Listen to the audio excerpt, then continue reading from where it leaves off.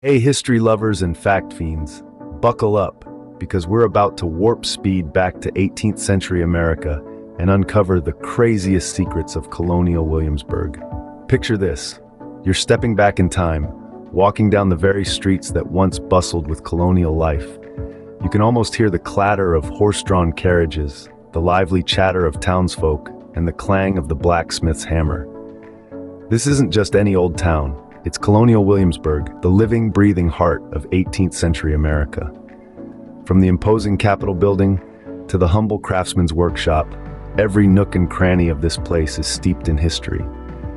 And not just the kind of history you read about in textbooks, but the kind that's alive, vibrant, and full of surprises.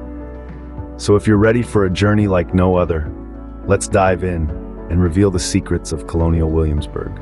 Hit that like button if you're ready for a mind-blowing history lesson. Did you know fake news existed back then? Williamsburg was reeking with pamphlets and gossip rags. Yep, even in the age of the quill and parchment, misinformation was as common as mud pies. In fact, some folks made a pretty penny peddling tall tales and half-truths. Now let's switch gears a bit. Imagine, if you will, a world without indoor plumbing. Sounds dreadful, right? Well, in colonial times, chamber pots were the order of the day. These handy-dandy items were found in every household, from the humblest cottages to the grandest manors. But don't be fooled, these were not the porcelain thrones we're accustomed to. They were often made of brass or pewter, and emptying them was, well, a less than glamorous job. Seriously, guys, can you imagine life without a good old flush? But it wasn't all outhouses and fake news. Williamsburg was a hotbed of innovation.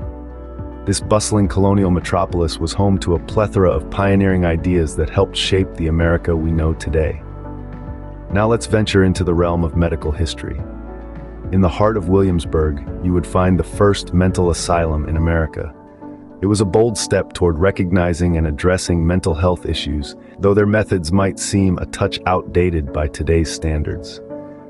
From bloodletting to the use of leeches, the treatments were as much a product of the times as the powdered wigs and buckle shoes. But hey, every journey starts with a single step, right? Moving beyond the medical field, Williamsburg was also a center for political innovation.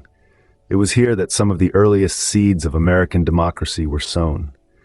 The Virginia House of Burgesses, the first legislative assembly in the American colonies, convened in Williamsburg, setting the stage for the democratic principles that would later underpin the United States Constitution. And it didn't stop there.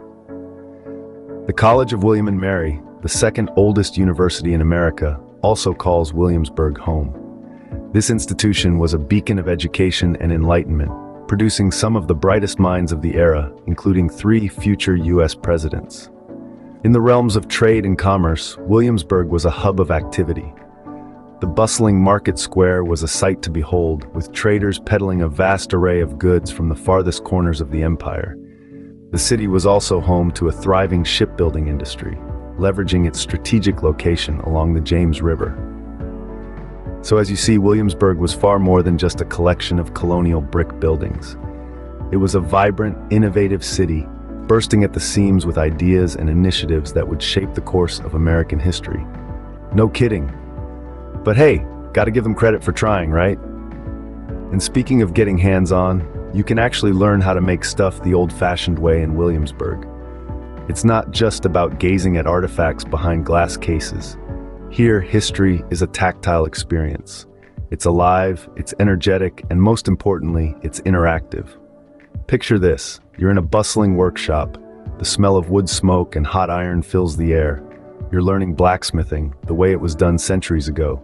The anvil rings with each strike of the hammer, and before you know it, you've forged your own colonial-era tool. But don't stop there. Venture into the candlemaker's shop. The scent of beeswax is intoxicating as you dip wicks into the molten wax, creating layer upon layer until you've crafted your very own candle to light the way home. Or perhaps you'd prefer the rhythmic clack of the loom in the weaver's shop. Here, you can craft a piece of fabric, thread by thread, just like our forebears did.